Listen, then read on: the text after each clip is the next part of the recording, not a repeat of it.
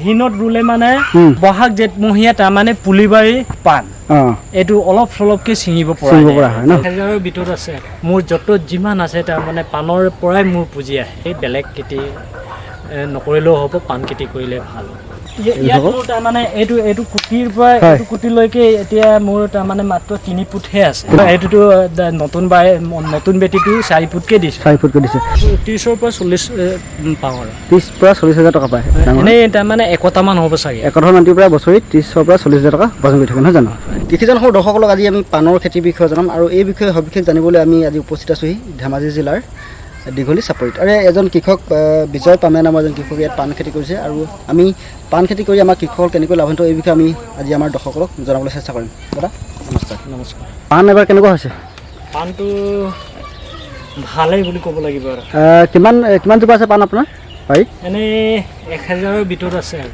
মানে এখন বাৰী আমি যিখন দেখি আছোঁ ইয়াতে তাৰমানে দুটা মিলাই হয় 180 মান আছে।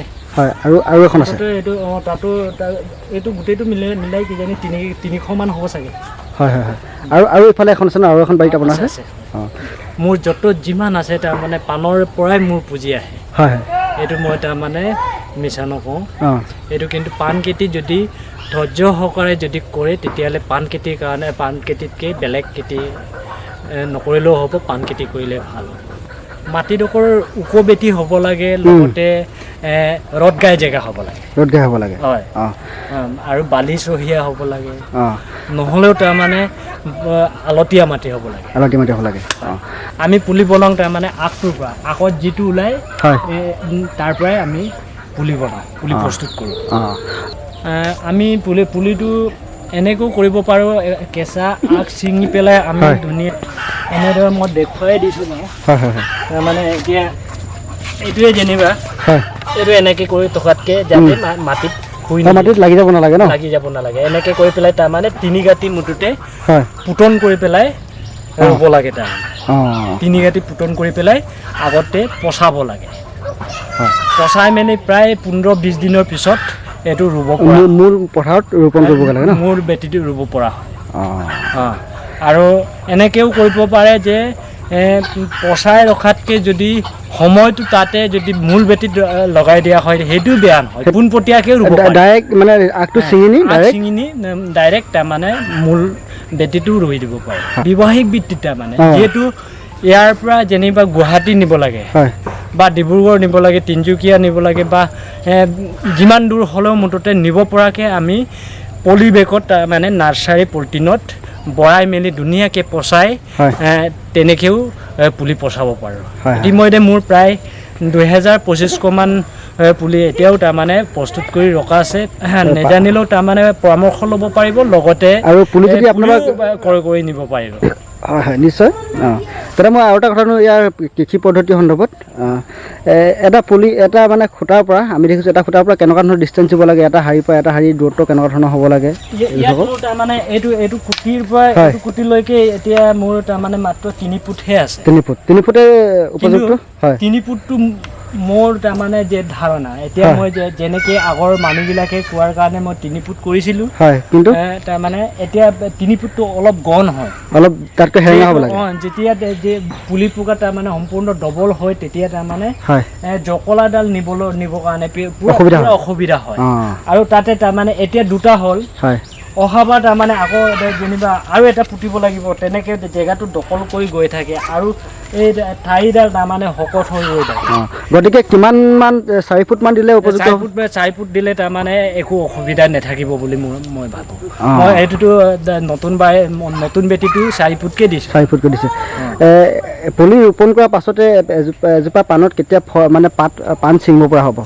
কিমান দিনৰ মূৰত? এতিয়া আহিনত ৰুলে মানে বহাগ জেঠমহীয়া তাৰমানে পুলিবাৰী যিটো পাণ এইটো অলপ চলপকৈ ছিঙিব পৰা হয় ন, জেঠ আহাৰমহীয়া।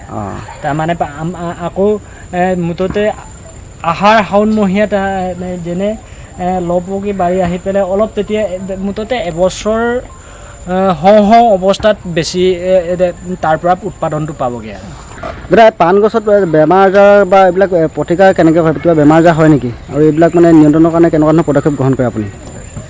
মই বৰ্তমানলৈকে তাৰমানে পাণৰ বেমাৰ এতিয়ালৈকে পোৱা নাই হয় কাৰণে তাৰমানে বেমাৰৰ প্ৰতি মোৰ তাৰমানে অভিজ্ঞতা এতিয়া হোৱা নাই হয় যেতিয়া সোমাব তেতিয়াই অভিজ্ঞতাটো পাম চাগে কিন্তু বৰ্তমান তাৰমানে ঈশ্বৰৰ ইচ্ছাত মই বেমাৰ পোৱাহি নাই সেইকাৰণে তাৰমানে পাণত মুঠতে সেইটোৱে মই ভাবোঁ প্ৰতিকাৰ বুলি ভাবোঁ যিহেতু পাণ খেতি যদি কৰে তেতিয়াহ'লে তাৰমানে জাহাতা পাণ তাৰ মুঠতে আনৰ পাণ মুঠতে খাব নোৱাৰে যিহেতু তাত তাৰমানে বজাৰৰ পাণ কিনি খালে মানে হয়তো কোনোবাই বেমাৰী পাণো বিকিব পাৰে এই বেমাৰী পাণ খোৱাৰ লগে লগে তাৰমানে তাৰ বীজাণুটোৰ গাত আহিব অহাৰ লগে লগে তাৰমানে ডাইৰেক্ট তাৰমানে বাৰীত সোমাই দিব সোমাই দিয়াৰ লগে লগে তাৰমানে পাণত তাৰমানে ৰোগটো সোমাই যাব মানে যিজন কৃষকে পাণৰ খেতি কৰিব তেওঁ বেলেগৰ বাহিৰৰ পাণ খাব নালাগে তাৰমানে সহজতে পাৰিলে মানে তাৰমানে খাব নালাগে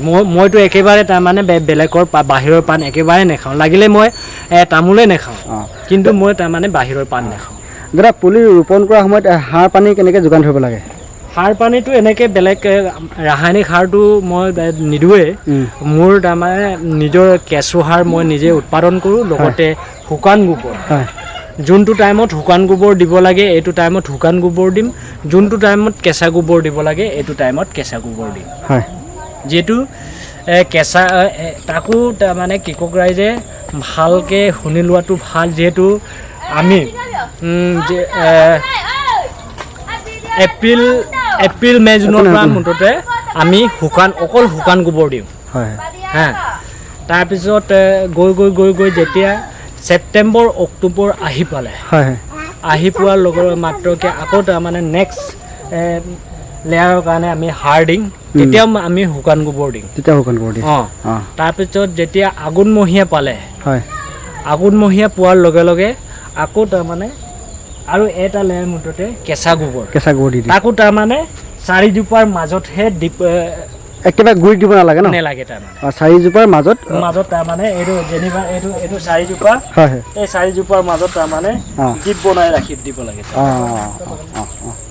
এনেকৈ কৰি পেলাই তাৰমানে ৰাখিব লাগে বেলেগ তাৰমানে আমি সাৰ চাৰ একো যোগান নদিওঁ তাৰমানে অকল এইকেইটা সাৰে যোগান দিওঁ দাদা আপোনাৰ 3খন বাৰী আছে আমি 3খন বাৰীৰ কথা পাতিবলৈ নাযাওঁ পাণৰ বাৰী আমি আপোনাৰ পিছফালে যিখন পাণৰ বাৰী দেখিছোঁ এই বাৰীখনৰ পৰা আপোনাৰ উপাৰ্জন কেনেকুৱা ধৰণৰ হয় তাৰমানে বছৰি হিচাপত বুলি ক'লে এই জেগাৰ পৰা আমি এই 30ৰ পৰা 40 পাওঁ আৰু 30 পৰা 40,000 টকা পায় এই মাটিডোখৰ কিমান হেৰি হ'ব দাদা এনেই তাৰমানে 1,000 হ'ব চাগে 1,000 মাটিৰ পৰা বছৰি 30ৰ পৰা 40,000 টকা উপাৰ্জন কৰি থাকে নহয় জানো ধন্যবাদ দাদা আপুনি পাণ খেতি বহুখিনি গুৰুত্বপূৰ্ণ কথা ক'লে এই কথাখিনি নিশ্চিতভাৱে আমাৰ কৃষকসকলক সহায় কৰিব ধন্যবাদ